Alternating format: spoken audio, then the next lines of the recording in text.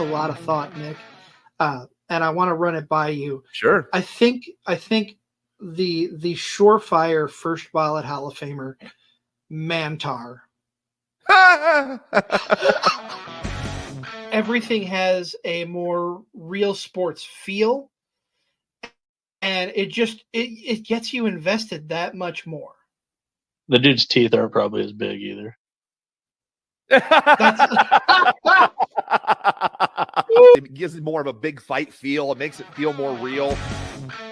If that glass shatters, I won't be ashamed. There will be happy man tears streaming down my face. Just the goosebumps will be bumped out. I'll hold my arm out like The Rock so you can see my goosebumps. And I'll have happy man tears coming down my face if that glass shatters. Oh, my goodness.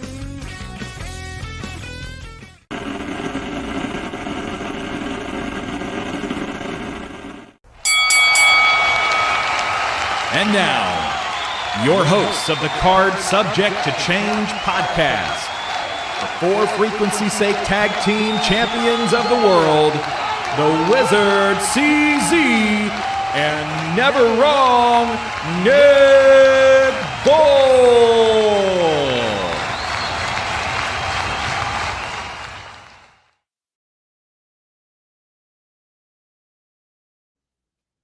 Hello, one and all. Welcome back to another exciting edition of the Card Subject to Change podcast, episode 117. Man, we're rocking and rolling. 117. Swerve house, bruv. That's right. We're breaking down everything AEW Dynasty on this episode. I'd be remiss if I didn't mention my tag team partner of the For Frequency's Sake Network, the co-champs. My tag team partner, the Wizard CZ. Wiz, how you doing?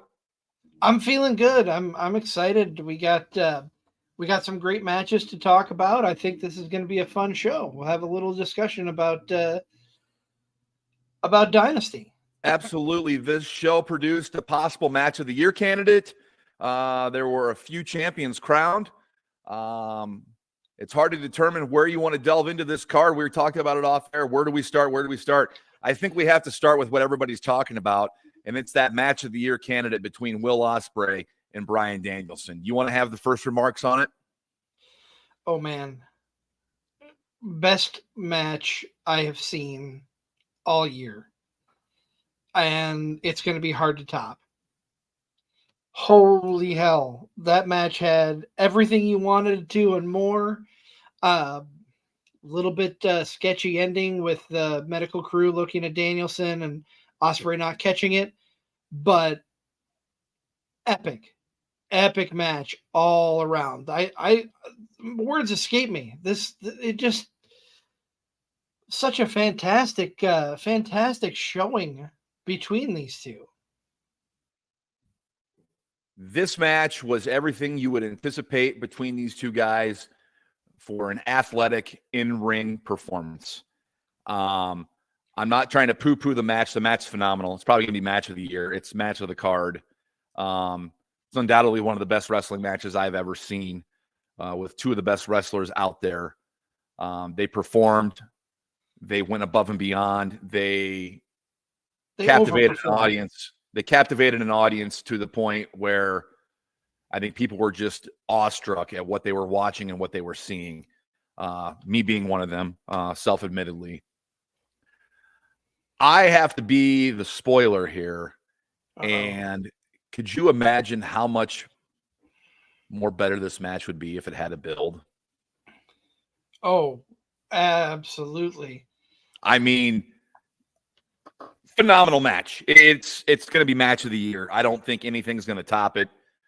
But I think part of the reason we're comparing apples and oranges here, when you compare this match with Cody Rhodes and Roman Reigns from WrestleMania, a match that had like a 2-year build, a lot more story behind it, a phenomenal match in and of itself. I just find it hard. You can't compare it to Will Ospreay and Bryan Danielson, a match with two phenomenal wrestlers, two of the top 5 wrestlers in the world, in my opinion, going at it, but with like a month build.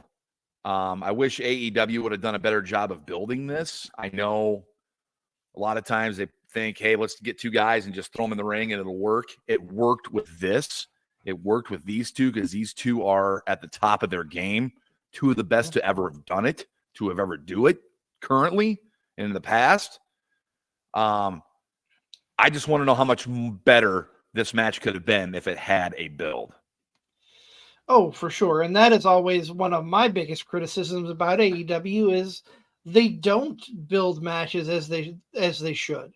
They just it feels like the best term I can think of is throwing spaghetti at the wall and seeing what sticks. And that's one of their shortcomings in my opinion. This match was phenomenal, and like you said, probably going to be match of the year. I can't see anything topping it. I'd be surprised if anything does, but yeah, I mean, how much better, how much more invested would we all be had there been some kind of build, had there been some kind of story arc for why these two were fighting? Now, maybe this is the start of something.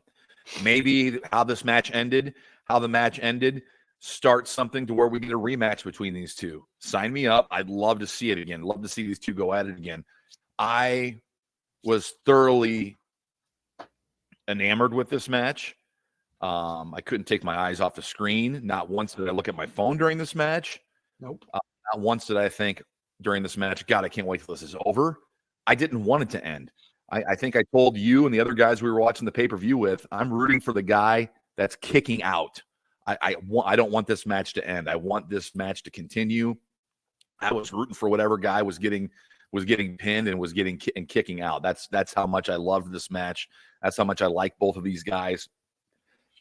Excuse me. I wasn't rooting for one guy or the other. I was happy with the performance that they gave. I don't know how this is going to get touched. I don't know how this is going to get touched for match of the year. It's already being ballyhooed as the best match in AEW history. Some wrestling pundits, Uncle Dave, Brian Alvarez, have gone on to say it's the greatest wrestling match ever on U.S. soil. And I find that hard to say unless you've seen every wrestling match there's ever been. Yeah. We all get caught up in hyperbole and we all get caught up as prisoners of the moment sometime, but I've had a couple days for it to wear off. This match is one of the greatest matches I've ever seen. Is it the greatest? I don't know. I can't say that. But I don't think anything's going to touch it for match of the year. I don't either. I don't know if I want to see a rematch. You know what I mean? And I'll compare it to HBK Taker. 25 was fantastic. The rematch was good, but it wasn't as good as 25 in my opinion.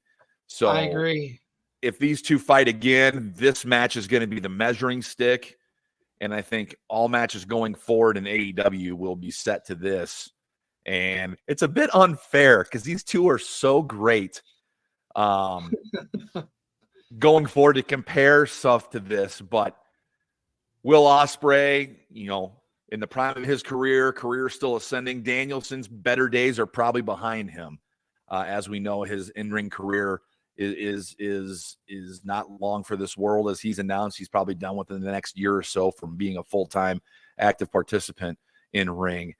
But for one night, these two were the best in the world and put on an absolute clinic in athleticism, ringsmanship. The part I love about this match, there was no shenanigans. There was no outside interference. There was nothing from the Don Callis family. It was Nothing just two guys going at it. BCC. It was two guys going at it. Wow. I haven't even gone back and watched it yet. I think I'm going to go back and watch it when we're done recording this episode. But for the most part, it's definitely match of the year. And I think it took everything out of the crowd, and rightfully so.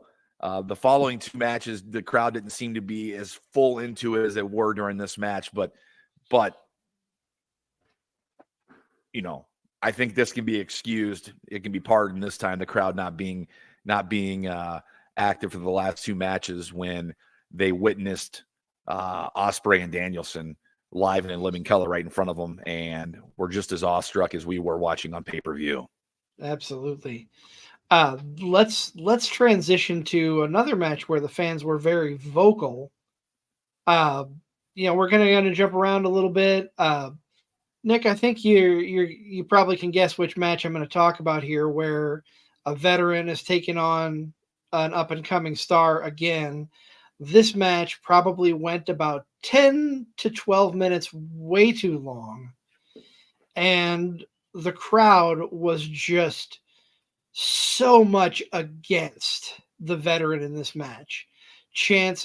I'm talking, of course, about Chris Jericho, and I hate to say that I've been a Jericho fan forever, but I think with the allegations that came up at the beginning of the year and where he's going right now, I think it's time for him to hang it up. And the crowd thought so too, because you got throughout the match chants of please retire, go home Jericho. There may have been a couple of others that I'm forgetting, but those were the two most prominent ones. And to have him win over Hook, I'm sorry, Hook's got to go to NXT now. Hook's got to jump over to WWE, get in NXT, and just better himself that way, because where can he go? He's going to get swept under the rug like so many other stars in AEW.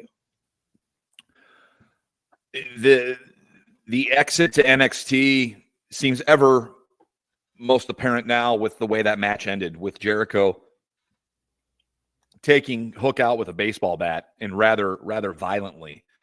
Let me just say, he's had a long, illustrious career. He's done a very good job of reinventing himself. I'm talking about Chris Jericho. He's always done a great job of making himself relevant.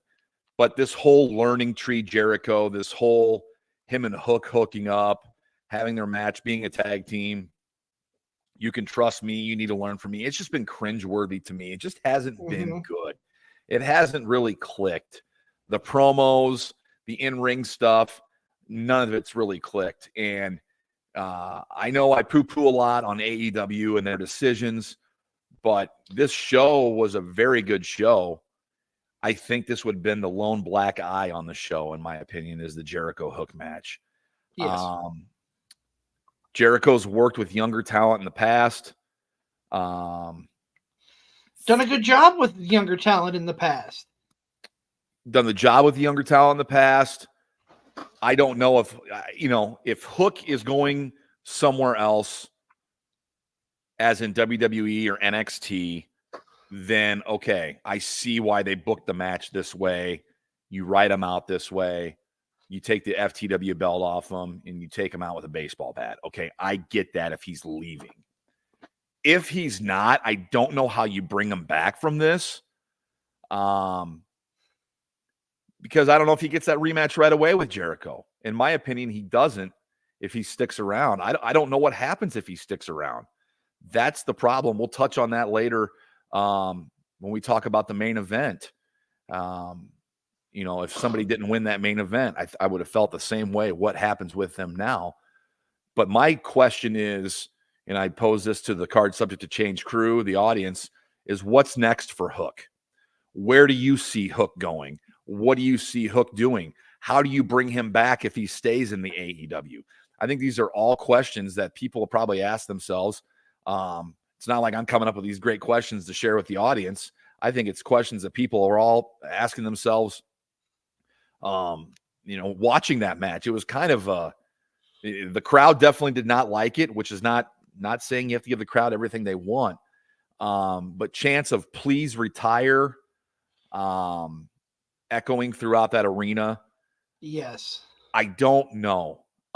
If Hook's gone, I get the booking. I understand it. But if Hook is still around, it's a head scratcher, because I do not understand what they were doing or where they were going. Yeah, I don't either. I think Stryker kind of agrees. He's not sure where Hook is going. Love having Stryker interacting. Love having everybody interact. Like Nick said, if you're watching live, or if you're listening after the fact, leave a comment. Where do you think Hook is going to end up? Where can he end up after this? Because it sure as shit is an AEW, in my opinion. I don't know. Unless they've got bigger plans for him, I'll reserve judgment. If he's sticking around, I am very interested to see how they bring him back from the way that he was taken out the other night. I really am. Well, look, Nick, let me ask you, where do you want to go next? What match stands out to you as the next talking point? You know what? Let's start with the first match of the show, and Okay. a match I was really looking forward to watching. We have the Continental Classic title match. Of course, the champion Okada defending against Pac. It's so good to see Pac back in the ring, healthy. Let's hope he can stay healthy and become a big-time contributor now for AEW. He has missed so much time with injuries. I think he had an injury, came back, and suffered another one. So kind of back-to-back injuries for Pac. A guy I really enjoy watching his in-ring work. I think he does a tremendous job of selling for the other guy. He may not be the greatest on the mic, but everything else makes up for it. His in-ring work, his athleticism, his ability. I think he's a top 5 worker in the company, and I think he should be treated as such. And we were treated to an opening match with him and Okada. It kicked off the show. I was expecting a little bit more out of this match. I'm not poo-pooing on it. I thought it was a decent opener. I really did. I could watch these two guys go back and forth at it again. I hope there's a feud between these two. I hope this isn't just the only matchup between Okada and Pac. I thought Pac gave Okada his best match that we've seen Okada have in AEW so far. I know it's a short, limited run, but I think working with better wrestlers, you're going to see that out of Okada. But I really love Pac, his in-ring presence, and I'm glad to see him back on the screen. And I was happy that this kicked off the show. Expected a little bit more out of this match, but figured Okada would retain since he's a recent winner of that Continental Classic belt. Mm-hmm. But hopefully more. This is the beginning of more and good things for Pac as he's back in the swing of things in All Elite Wrestling. My question is this, and I want to give a quick shout out to our friend Joe Monroe. Check out his podcast. Joe, what's going on, bud? Appreciation Month. Thanks for tuning in. We always appreciate our friends hopping in. I know how you feel about Okada. Not your biggest draw. That's kind of how I feel. But with him being as big as he was in Japan, is he in the wrong title picture? Should he be on a higher title picture? You want me to start this right now? Yeah, bring it on. Why is a big star like him with a secondary title? Why is Adam Edge Copeland with a secondary title? Why is Mercedes Moné now going to be going after a secondary title? You're paying these free agents all this big-time money, these big names. Okada's known around the world. Adam Copeland, Edge, is known around the world. Mercedes Moné, Sasha Banks, is known around the world. And you're injecting them into mid-card feuds. I just don't understand it. And maybe that's what they want, the wrestlers. And if that's what they want, then so be it. But I'm looking at it as an outsider, as a wrestling fan, with my booking hat on.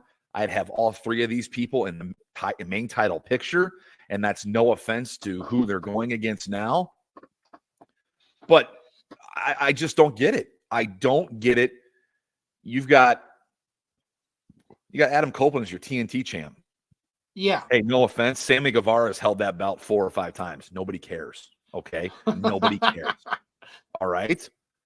And then Mercedes Moné, who's this $10 million contract, and you're going to throw her into the mid-card title for the TBS. Not taking away from Willow Nightingale. You know I'm a big Willow Nightingale fan. But I don't know. I just think throwing these secondary titles on these bigger names instead of injecting them into the main storyline for the main title is just, they missed the bus, in my opinion, with these three so far. And I'll kind of piggyback off of what Joe said in the comments. It feels very much like 2000 WCW overall with AEW. But look at the names you mentioned. Edge, Adam Copeland, former world champion. Mercedes Moné, former world champion.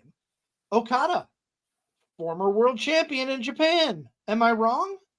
No. Why are they this low on? Okay, I'm not. I can't be the only one that thinks this.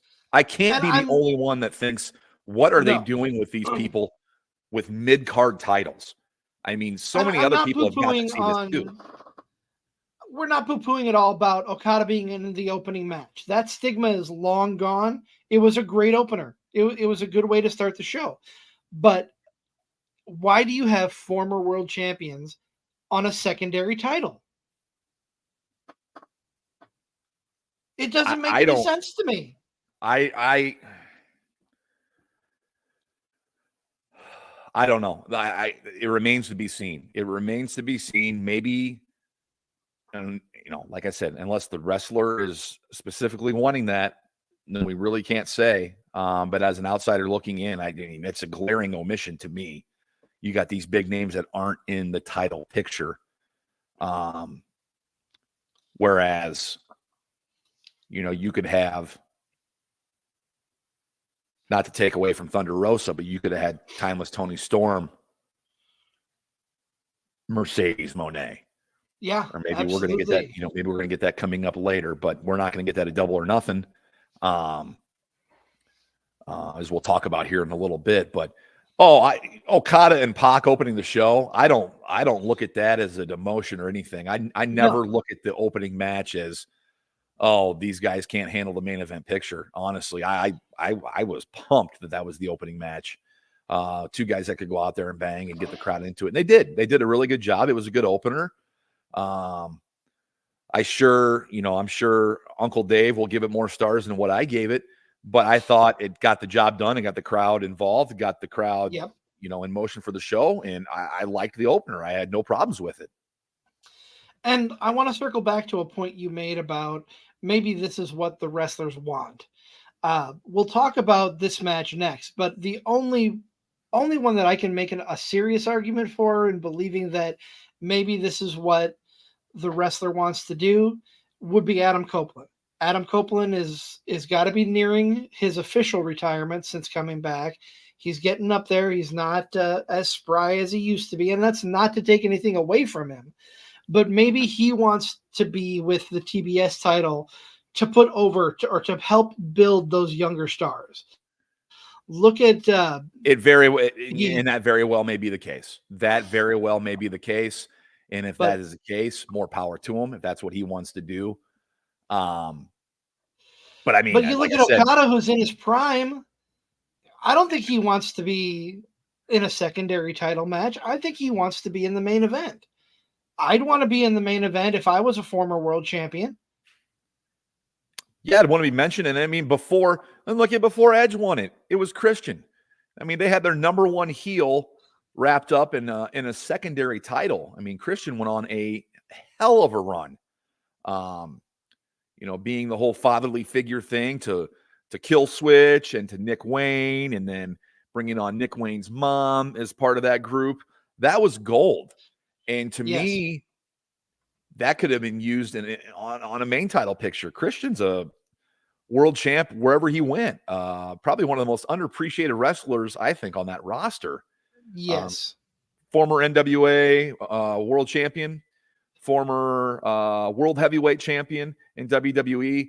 He's won gold wherever he's went. He's on one of the greatest tag teams in WWE history with Edge. That's a guy that could have been in the main event picture. He and Edge did a good job of elevating the TNT title. At the end of the day, instead of just beating a dead horse here, I think we can agree that there's way too many titles in AEW. Yes, absolutely.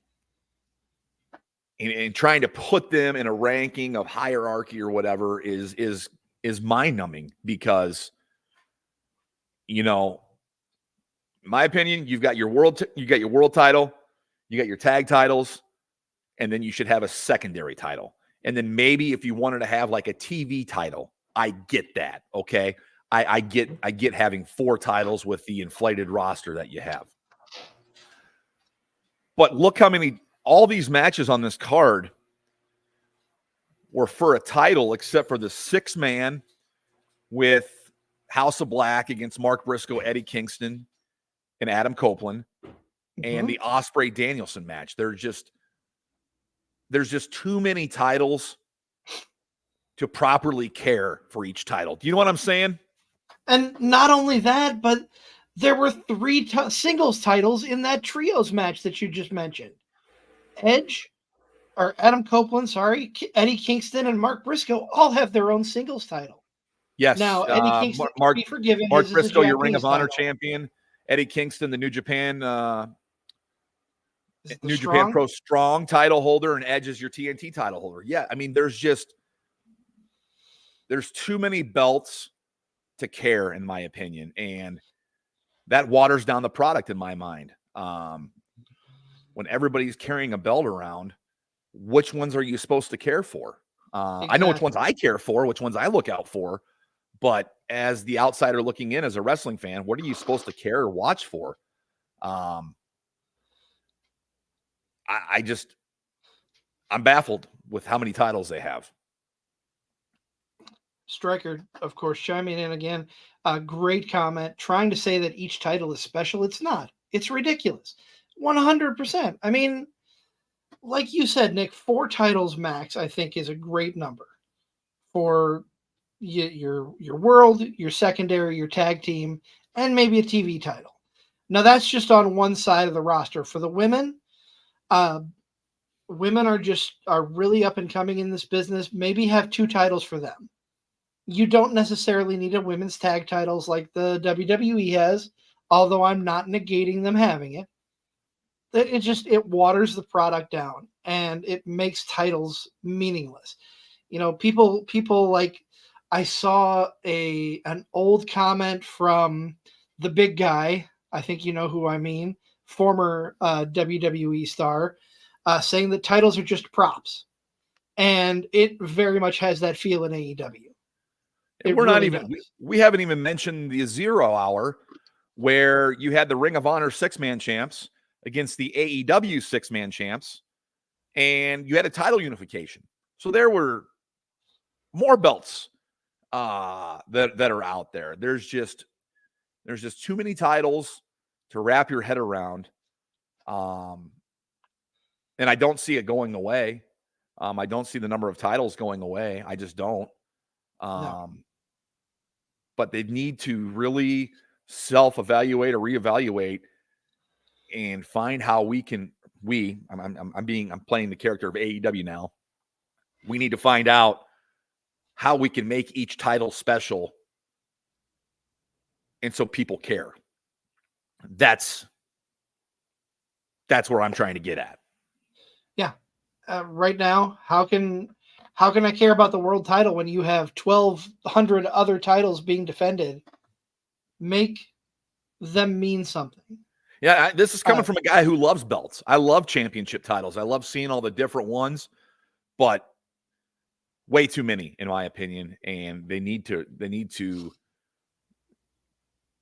trim the fat on some of these titles, limit them down, and make the ones that they have matter, so that people can acknowledge and respect them. Yes. That being said, Nick, I think this is a good time for us to kind of take a step back, Agreed. Take a break to pay homage to our sponsors. If you're tuned in live, we appreciate you. If you're tuned in after the fact, we appreciate you. This is Card Subject to Change, powered by Lopez Pizza, built by Durham Remodeling, colored by Ryan Allison Tattoo, and protected by Jared Zook, Country Financial. We will be right back here in just a moment.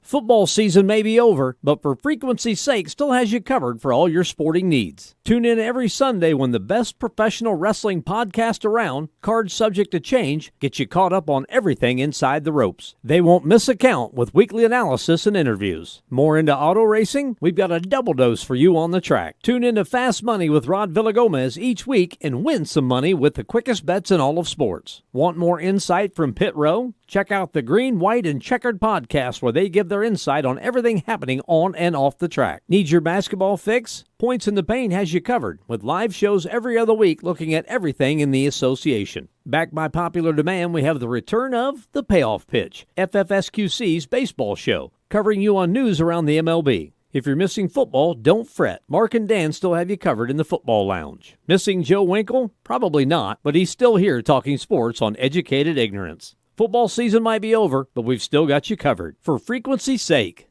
you know what we mean. For Frequency's Sake is brought to you by Durham Remodeling, serving the Quad City area's remodeling and repair needs since 1973. Clint's Draft House, grab a bite and a pint. 7th Street Moline.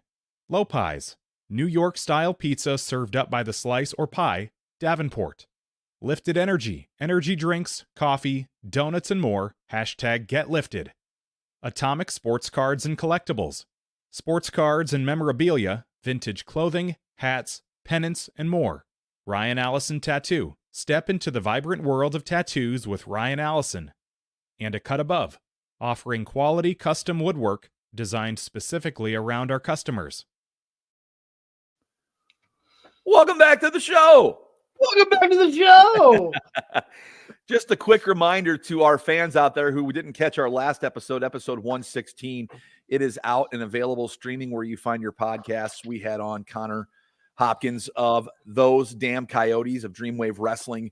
Episode 116, good as gold. It was good as gold. I'm not going to spoil it for you if you haven't seen it or heard it yet. There's a definite surprise in there. So go back, listen to it, or watch it on YouTube, wherever you stream or watch this show. We appreciate it. But episode 116, good as gold, is out right now. We recorded it just a couple days ago and had a good time with Connor Hopkins. But you are listening to the Card Subject Change podcast, the podcast by the fan, for the fan. I'm your host, Never Wrong, Nick Bull. Joining me is my tag team partner, the one, the only, the Wizard CZ. And Wiz, I don't know where we go from here. I guess let me pick the next match. I got some more to get off my chest. I feel like I'm in confession right now. This is your father Wizard, and I'm the young pupil that's the sinner that's repenting here. But we're going to talk about the ladder match for the tag team titles between the Young Bucks and FTR. My opinions on the Young Bucks have been stated on this show before.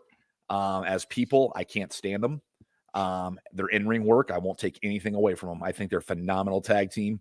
They bring so much to the tag division. They've revolutionized themselves, not only on the indie scene, but in forming the AEW with Cody. I got a lot of respect for them in that manner. FTR, I've made myself known on that. I'm a huge FTR fan. I'm a fan of the throwback tag teams that do it with simplicity. No flips, just fists, kind of their motto. They've done a great job wherever they go. They strike a chord with me, and I tend to like them more than I do the Young Bucks. With that being said, these two went out there and put on a spectacular ladder match. I was thoroughly entertained. I fully expected the Bucks to win. Spoiler alert, the Bucks do win. We kind of got a run in at the end, but I just want to say for Matthew and Nicholas and Dax and Cash, what a phenomenal tag team ladder match these four put on. Some of the risks they take, some of the moves they pulled off is just incredible. Hats off to all four of these guys. I thought it was a great match until the ending, and here's why. They could have brought Jack Perry in on Dynamite. I understand They want to make the big splash on pay-per-view. But I see why they did it, because they're blaming FTR for their loss at All In because they were worried about their friend Jack Perry. Jack Perry comes out, knocks Dax off the ladder. In the confusion of Jack Perry getting corralled and handcuffed for trespassing, the Bucks are able to climb the ladder and get the belts. Now, you can see the writing on the wall. 1 and 1 and 1 is 3. The Bucks are definitely going to be welcoming in Jack Perry into their fold. And now you've got these major heat seekers.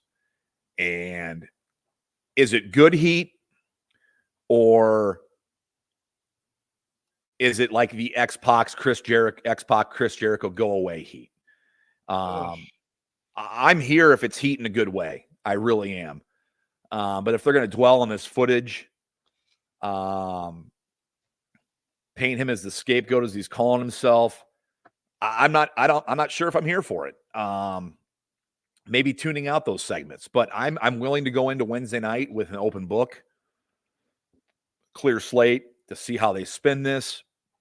But to say I was majorly disappointed at the ending of that match, I was bummed, but regardless, a hell of a match. I know you weren't too happy about the ending, but I'm willing to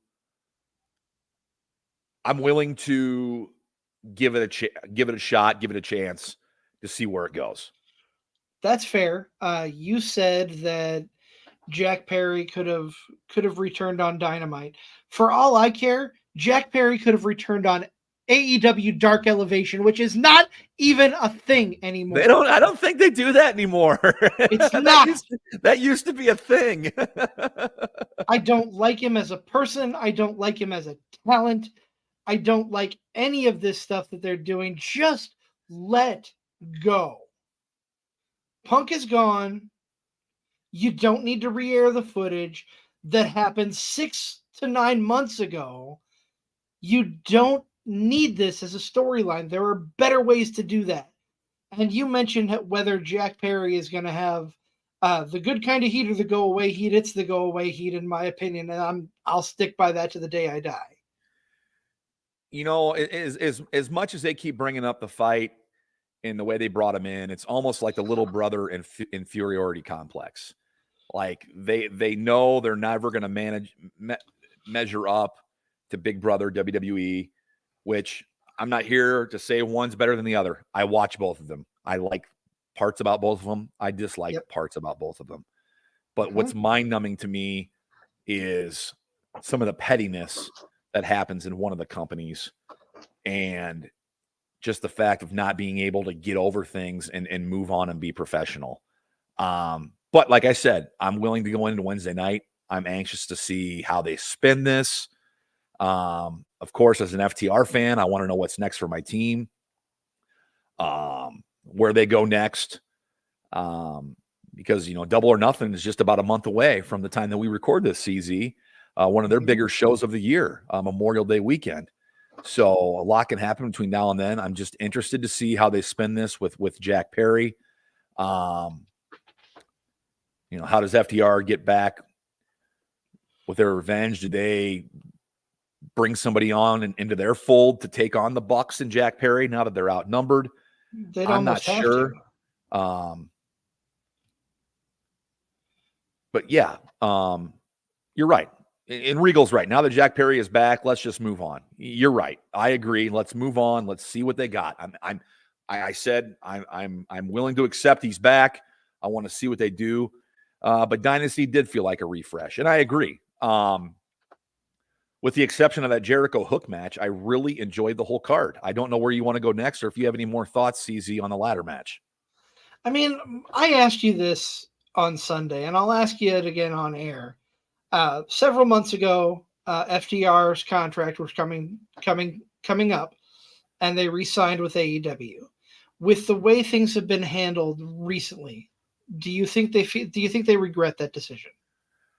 I mean, when they re-signed, Punk was still with the company. So, no, Punk wasn't still with the company. Punk had already left. Do they have regrets? If I'm an FTR, I do. With how things are being run, how things are being spun, but you also got to assume that they have some control and some call on what's being said and what's being done and the direction things are going. At the time that they re-signed with AEW, WWE wasn't in its current form, where we see kind of a friendlier, more welcome environment. Triple H loves tag teams. Vince didn't. So you're seeing more of that. So do they have regrets? If I was an FTR, I would be having regrets, but I can't speak for them, but I could see where they might. Absolutely. And I think, how can you not in hindsight, but at the same time, it is what it is. And like we've said, let's treat this as a refresh. Let's move forward, not dwell on the past, and see where we go. I'm okay with seeing where we go. Uh, and looking here, let's talk about the shortest match on the card, because I got to give some love to. I know you're a big fan of her. I'm a big fan of her. I'm also a big fan of her opponent. Let's talk about the TBS title match. Short match, but well put together, in my opinion. And I think the right person came away. As much as I'm a huge fan of Julia Hart, particularly her entrance music, I think it's just the way she comes to the ring is just very well done. I think the right person walked away with the TBS title. Yeah, the TBS title had done what it needed to for Julia Hart. A year ago, Julia Hart's a cheerleader, or 2 years ago, she's a cheerleader in a tag team that's really not going anywhere. Now she's part of a group that's very image driven and very presentation driven, and she really adapted to that role as a younger, hotter Stevie Nicks coming out with her new get up and the House Always Wins music and dressing like a witch. She really rose up the card. That title elevated her. People didn't take her seriously before that title. So that title run, I think, was a good run for Julia Hart. Now, it takes place that they take the belt off her and they give this to Willow Nightingale. And I think Willow has grown leaps and bounds since she's come to the company a couple years ago. I love her matches. I think she's a good worker. I think she's a good character. And they undoubtedly wanted to get the belt off Julia and on Willow so they could have this feud with Mercedes Moné and Willow. If you go back to New Japan, they had a match where they were crowning the first ever women's strong champion. Mercedes Moné breaks her ankle. I think they changed it on the fly, and Willow wins that match and becomes the champion. That's what you're looking at now, is Willow and Mercedes. And Regal with a very good point. The match may have been short due to Julia Hart dealing with an injury, and that also is a good catalyst for her to get the title off of her and onto Willow. But Willow and, like you said, Mercedes Moné have a history together and have a beef with each other, so it makes sense why that's the next feud. But like we were talking about before the break, it doesn't make sense that Mercedes Moné is in the picture for that title as a former world champion, at least in my opinion, and I know yours. Yeah, I mean, sadly, it's for a mid-card title, and no offense to Willow, but they want to strike while the iron's hot and get this feud with Mercedes and Willow underway. It's officially been named as the first match to Double or Nothing a little over a month away. They had the caveat, if Willow is still champion, these two will wrestle for the TBS title at Double or Nothing. So you got one match on the Double or Nothing card. I don't know.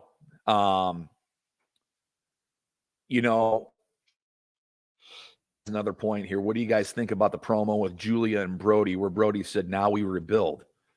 Good question, because Julia lost, but if you want to look at the 6-man tag, the House of Black won. They were victorious against Mark Briscoe, Eddie Kingston, and Adam Copeland. There's been much talk about Malachi Black and what's going to happen when his contract comes up, how he's disgruntled and doesn't want to lose for certain people. But the House of Black goes out and wins in a 6-man tag, which is very surprising. I thought for sure the face team was going to win due to the reports we've been reading about the House of Black's future uncertain. I don't know what's going to happen with Malachi Black, Buddy Matthews, Brody King. I don't know their contract situations. I just know Malachi's name just keeps coming up. We know Buddy Matthews is the real life boyfriend to Rhea Ripley. I don't know if that changed things to, come over there and work with her in WWE or be with her in WWE. I don't know. But the "now we rebuild" comment, Regal, is very interesting. Do they add a member? Do they get rid of a member? It's very, very interesting. The House of Black has always piqued my interest with their matches, their presentation. I think all three guys are unique in the ring. They all offer something different to that team. I'm a fan of all three of those guys' work in the ring. I don't turn over their matches. I'm entertained by them. The theatrics are cool.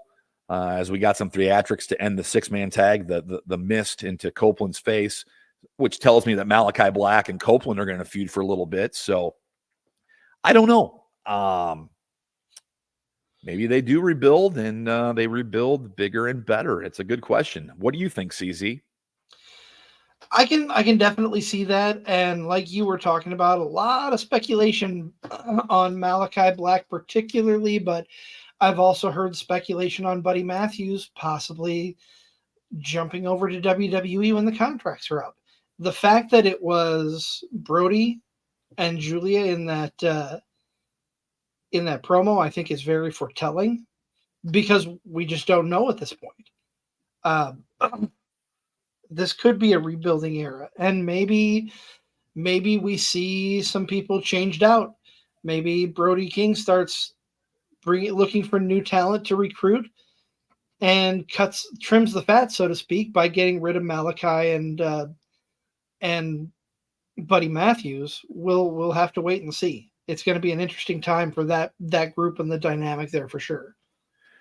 Yeah, just touching on that 6-man match real quick. I thought I was entertained. Good 6-man match. You never know what you're going to get when you get three guys kind of thrown together on a team like we saw with Copeland and Kingston and Briscoe, but they all three seem to work well. I like the House of Black style. I like what they do. I was entertained by this match. Had nothing against it. And I actually was surprised when we saw the Mist and Malachi get the 1, 2, 3.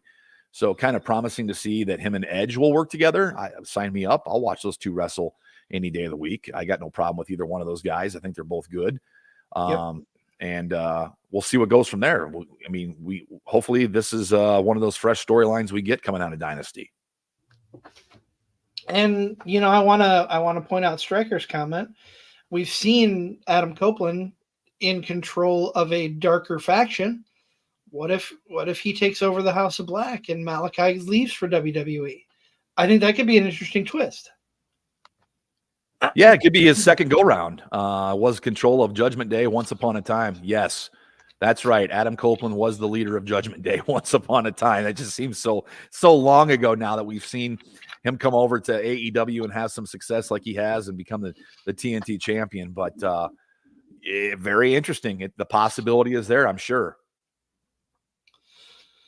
So I want to switch2gears to the 900th championship match that AEW had on this show. I want to talk about our two of my favorites in Roderick Strong and Kyle O'Reilly. I mean, these two put on a hell of a match. And that international title, I think if you're going to keep a secondary title, the international one is the one to keep, in my opinion. I would agree with that. It seems to have the most build, the most prestige, comparatively to like the FTW title, the TNT title. Those are just like you said about Sammy Guevara holding that title for 3 or 4 times. Who cares? Yeah, Orange Cassidy did a tremendous job of kind of putting this title on the map, going out there and defending it every week. Almost the pseudo TV title. I mean, it was on TV every week there for a while, being defended in the main events. Orange Cassidy did a really good job until, dropping it to Roderick Strong. Before Danielson and Ospreay, Strong and O'Reilly was my match of the night. I completely agree. These guys have some history, obviously, from NXT. They're obviously real-life friends, been in each other's lives. They know each other really well. I think that makes for a better match when you really know your opponent. You got that story. You got that story to back up what's going on, and they know each other's movesets. So they've got that history with each other, and I think fans were invested from the get-go. After Kyle O'Reilly's return recently from a long injury, he was on the shelf for quite some time. This match had some build. Props to AEW for that. O'Reilly's coming back, and the whole time strong. And the Undisputed Kingdom were trying to court him to join them, and O'Reilly wants to go on his own. So they turned on him and beat him down. So then you get this match for the international championships. So I was a big fan of this match. I really was. I thought these two really laid it all out there. I know some people might have thought it was a little bit longer, but I'm glad this match was a little bit longer than say Jericho Hook, because there's a good story here, and I love both these guys. I love Roderick Strong going back to Ring of Honor, the Messiah of the Backbreaker. Kyle O'Reilly. How can you not love a guy who's been out for so long and he's finally getting back in the ring and showing you what he's worth and his wherewithal? I love this match. It was my match of the night until we got that match of the year, maybe the match of the decade nominee from Ospreay and Danielson. But man, these two really left it out there, and looking forward to going back and watching this match again. Can we talk about the real story coming out of this match and the look, the daggers that Adam Cole was staring into Wardlow as they came out to celebrate with Roddy? Right. We get Adam Cole to stand up and walk out of the wheelchair. So he is walking unaided, which is a good sign to see. I think we're all want Adam Cole to come back. Wrestling is better with Adam Cole around, in my opinion. Definitely being the leader of the Undisputed Kingdom. Has a presence, a great stage presence, a great presence in the ring. And yes, staring daggers into Wardlow. Wardlow came down to help Roderick Strong win, did not interfere as the ref kind of caught them and pushed them back. But you could tell the disdain, the hatred, almost the disappointment that Cole has for Wardlow as we build towards that match. Sign me up. I like Wardlow. I think he's a sleeping giant.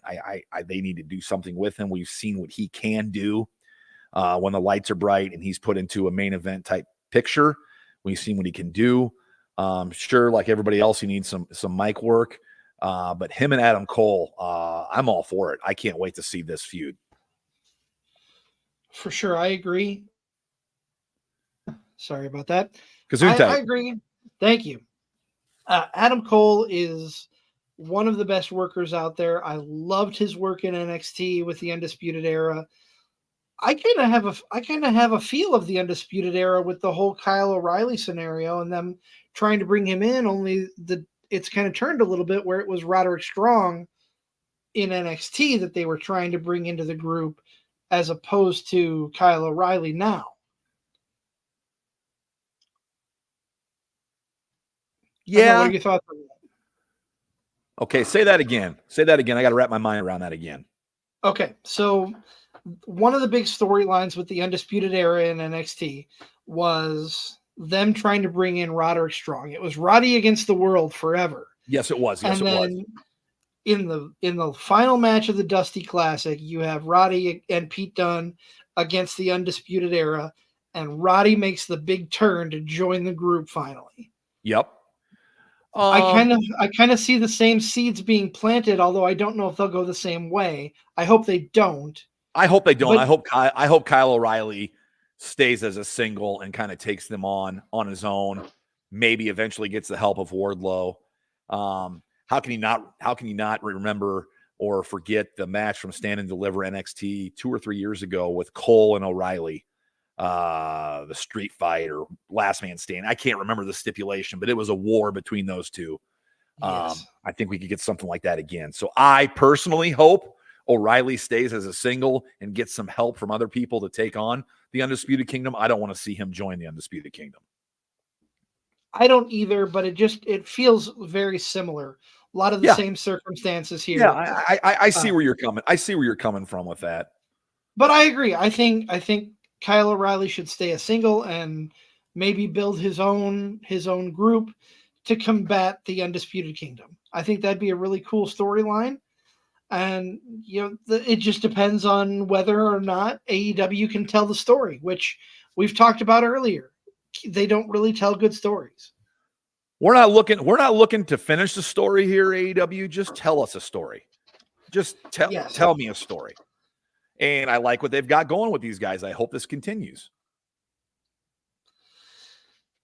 One thing that is really good storytelling isn't necessarily a build to a match, but it is character building with one timeless Toni Storm. The development of Toni since she became timeless has just been outstanding. I can't think of which episode it was off the top of my head. It was the one where we recapped World's End, I believe, where we had Joe Winkle on the show. Yep. And the after pay-per-view scrum, Toni Storm hands Tony Khan a note, or she not personally delivers a note to Tony Khan, and go back and listen to Joe Winkle read that in Toni Storm's voice. It was good. It was good. You're right. They've hit a home run with Toni Storm, or Toni Storm's hit a home run by really fully engaging, engulfing herself in this character. The 30s, 40s movie starlet, dramatic, over the top, the black and white entrance, the black and white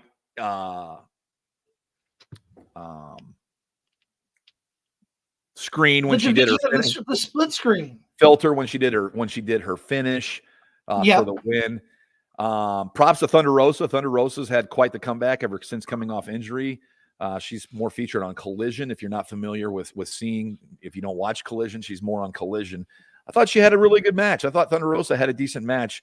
The stars are aligning for a Toni Storm, Mariah May match where, the Stalker finally wants to take down the Star, and it's going to be good. If you've ever seen Mariah May's stuff from Stardom, if you haven't been impressed with her in-ring stuff at AEW, just go look at her stuff from Stardom. She can go. And when they eventually have that match, Toni Storm and Mariah May, it's going to be excellent. And I love what they've done with this character. They've done something right here. And props to Toni Storm and AEW for doing such a great job with it and keeping it interesting and making me want to watch to see what she does next. For sure. I completely agree. It's just been a fun ride to watch from start to finish. Even when she was with what were they called, Nick? Help me out. The group with Saraya and Ruby Soho. Oh, don't put me on the spot. Okay. Whatever they were called. Oh, what were they? Started forming in Tony's. Whoever's listening out there, if you're watching, listening, please tell us what the name of that group was, because I forget. Gosh, I feel like a buffoon here. It was I do too. Toni Storm, Saraya, Ruby Riott. What were they? I can't remember. If somebody could help us, I would appreciate it. Regal, Striker, if you're there, would really appreciate it. We're tagging you boys in. We're tagging you. We got the hot tag here. The Outcast. Thank you, Ryan Howard. Thank you. Thank you. Our good buddy Ryan Howard, who we've had on for New Japan Pro Wrestling coverage right around Wrestle Kingdom, bails us out. Thank you, Ryan. You are the man. That's right, the Outcast. She's much more interesting now as timeless Toni Storm than she ever was. Where I was going with that, though, is the cracks started forming when she was with the Outcasts. The whole regression or progression, however you want to put it, into this old time character started when the Outcasts started to break apart. And just from that moment when I don't remember if she hit her head or what happened, but when the cracks started forming up here for Toni Storm to go revert back to 1940s glam girl, Hollywood glam girl, to now, it's the best thing AEW has going for it right now. I really popped during the match when Nigel McGuinness, in his British accent, chin up, tits out. Nigel is so good on commentary. That's something I failed to mention when we talked about the Ospreay Danielson match. Nigel's disdain for Bryan Danielson is great. He just refuses to put him over, refuses to acknowledge him. He's a clam digger Danielson. Excuse me. I just had to give props to Nigel. Nigel's my all-time favorite Ring of Honor wrestler. personality. And I just love that he still has it out for Danielson. They had some wars back in Ring of Honor. If you got access to Honor Club or to those old Ring of Honor DVDs, look them up. Those two put on some classics, but Nigel refusing to put over Bryan Danielson cracks me up. Yes, very entertaining. I love Nigel on commentary. I think he's brilliant. And it's a good move that he's there. I'm happy for him to be there. Yes, I am too. Nick, we started this show off with the hottest match on the card. We're going to end it with the hottest moment on the card, in my opinion. Okay. And that is the crowning of whose house? Swerve's house, bruv. Episode 117. Powered by Lopez Pizza, built by Durham Remodeling, colored by Ryan Allison Tattoo, and protected by Jared Zook, Country Financial, card subject to change. The podcast for the fan by the fan. We sound like the micro. Remember the Micro Machine commercials when we were kids? Micro Machine. Yes. That's what we sounded like there. But yeah, you want to talk about Swerve and Joe? Let's talk about it. I mean, here's the thing. You and I talked extensively about this off air. If Swerve did not win the title Sunday night, 3 months tops before he is completely swept under the rug, this was a must-win scenario for Swerve and for AEW. I think if AEW had not pulled the trigger on Swerve, I don't even know. I'd be close to being done, because that's the how many different stars have they risen to the top only to bring them crashing down? Wardlow, Ricky Starks, and there are countless others that I could name that have been somewhere up at the top of the card and now are just, what have you done for me lately? This moment and match was very bittersweet for me. I'm happy for Swerve. I'm so happy for him. I think now's the right time. He's the right guy for it. He is so over. The dance, whose house, Swerve's house, having Prince Nana with him, a Ring of Honor original. I love everything about Swerve. I love his moveset, his in-ring presence, his promos. He's spot on. It's bittersweet for me because I love Samoa Joe. And I hope history doesn't look back and see Joe as a transitional champion, because I don't think Joe was. Joe ended the longest reign in AEW title history by taking the title off MJF. Defended it like the badass that he was, and had this collision course with Swerve. This kind of started back when MJF was being protected by Samoa Joe in the backstage area, and Swerve and MJF had their little promo, and Samoa Joe comes in at the end. So nice to see that come full circle. But I'm not poo-pooing on Swerve. I'm very happy for him. Noted he's the first African-American AEW world champion, and props to him for that. It's a great accomplishment. The guy has put in the work. But as Stryker says here, I agree, Stryker. Now I'm waiting for Swerve versus MJF. I hope so. I hope we get that. Lord knows when MJF's going to be back, if he does come back with contract or with surgery.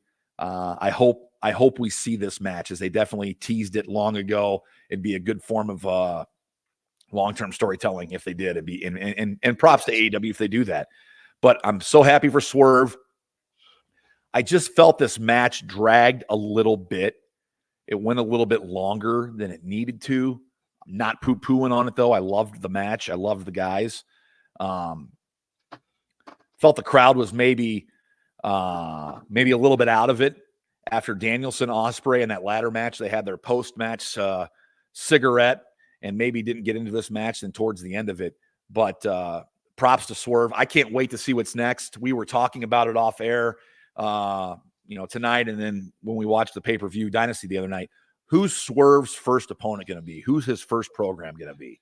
And I'm glad we're having this discussion instead of, if Swerve lost, what now? Because he would have been washed aside, in my opinion. There wouldn't have been anything for him. I'm happy he's the champion. I was a fan of his when he was Isaiah Swerve Scott in NXT. Even had that lousy, he was even part of Hit Row And now he's climbed out of all of that, and here he is, the AEW World Champ, and I couldn't be happier for him. I'm pumped for Swerve and what happens next for him, and I can't wait to see who's lined up to take him on in this first feud. Yeah. I went into that match. My exact thoughts were, I don't want Joe to lose the title, but I don't want Swerve to not win. So it was hard to see. It was hard to say. Stryker with a good point here. Maybe Will Ospreay will be next in line for the title, and I could see that happening. I think tentative. If I were booking things, I would wait for Ospreay to the build to All In, which is again in Wembley, and have Ospreay win the title there. But maybe we have a longer build for that. Maybe AEW will do something right and build a story around Swerve and Ospreay. They may, and let's give them their flowers while we can with Dynasty. Dynasty was a quality show. Like Regal said earlier in the comments, it was a refresh for AEW. And there were so many AEW talent that weren't even on this card. And it was still a quality, good card. You know, you didn't have your Mox. You didn't have your Claudio.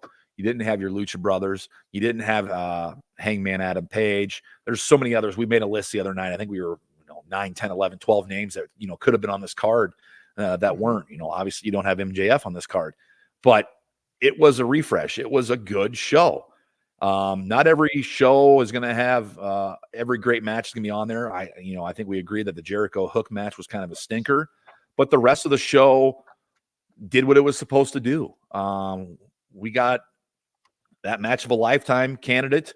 We got a new champion with Swerve. We got new tag champs with the Bucks. We got a new TBS champion. So some fresh things are going to come about from this pay-per-view. And I think that's what's great about this is that there's the great unknown. What's going to happen with Jack Perry? All of that. So we got all these questions coming out of it. And it's good to have questions that are unanswered. That's what's great about this. We got something to talk about on our show then. If all of these questions were answered, it'd be kind of boring. But Dynamite tomorrow night's going to be very interesting, what they do with the show. We're going to possibly see Swerve's new feud, what happens with the Bucks and Perry. It's going to be interesting. And props to AEW for putting on a classic. It'll go down as a classic show because of the Ospreay Danielson match. But yeah, looking forward to it. I can't wait to see where a lot of this stuff goes next. I'm plugged in. I can't wait to see what Dynamite brings us and the future. And I'm just, as always, ever hopeful that they don't drop the ball. That's always my hope with AEW is don't drop the ball.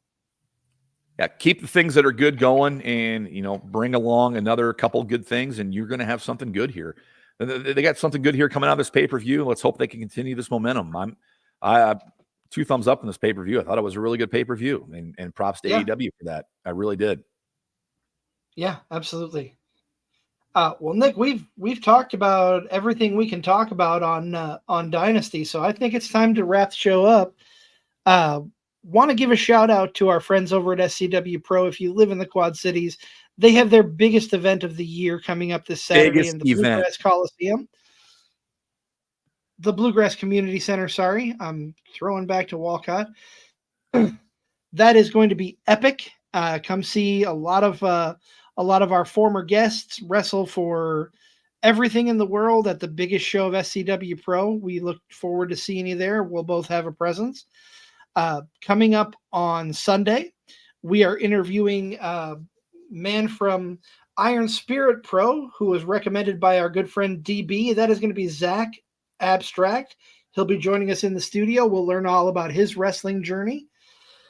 We have Sabotage coming on, another Iron Spirit Pro wrestler coming up in the next couple of weeks. But after Backlash, Nick, we kind of teased it a little bit, and I'm not going to tell you. Go back and watch our Connor Hopkins episode, number 116, Good as Gold, in our archives on YouTube. While you're there, give us a like, share, and subscribe.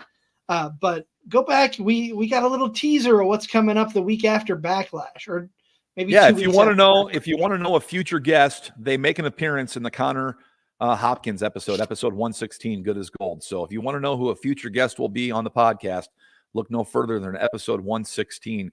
Looking forward to Epic on Saturday night. It's going to be a nice, looks like the weather's going to be nice this weekend. Going to be a good night for wrestling. Obviously, it's an indoor show at the Blue Grass Community Center. The place is going to be packed. Get there early if you can. Epic is going to be off the chain. It is going to be unreal.